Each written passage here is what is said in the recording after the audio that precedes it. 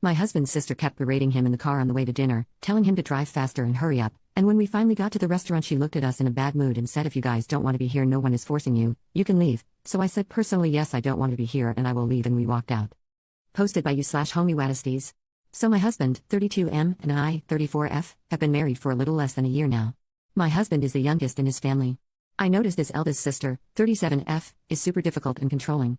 My husband has warned me about her, let's call her Haley, ever since we met, and he was even super nervous before he introduced me to her. I made sure to be super nice and courteous, and we hit it off, especially that we realized we know a lot of the same people from our similar field of work. Over time, I noticed Haley's toxic behavior with her siblings, especially with my husband since he's extremely peaceful and non-confrontational. She would disrespect him a lot, give unsolicited commands. She even keeps commenting about how much attention he gives me and how she thinks we're super codependent and that he needs to give me less attention. We are not codependent at all. We just really enjoy hanging out with each other and prefer doing things together. Yesterday Haley and her boyfriend were visiting.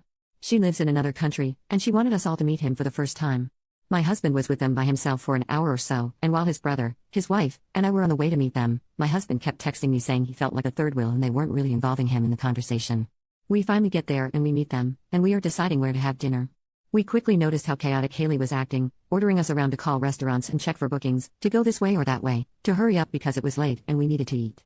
My husband, Haley and boyfriend, and I were sharing a car, and my husband was driving to the restaurant. We were chatting and it was normal, until Haley decided to make fun of my husband and his slow driving and kept being super annoying to hurry up and drive faster. She even kept interrupting her boyfriend when he was telling stories to tell my husband to hurry up. Then when the brother and his wife called to say they arrived, and we still had 15 minutes to get there, Haley went full-blown bully. Kept disrespecting my husband in front of the boyfriend, and my husband was trying his best to bite his tongue. It was so obvious that we all got so uncomfortable, especially the boyfriend who kept saying, "It's okay guys that we're taking longer, we're enjoying the conversation." The last straw for me was when we got to the area and it was so crowded, and my husband was trying to make a U-turn to get to the restaurant, and Haley told him to stop here so she and her boyfriend can get out and walk to the restaurant before we can go and find parking, and my husband couldn't stop because there were cars moving all around.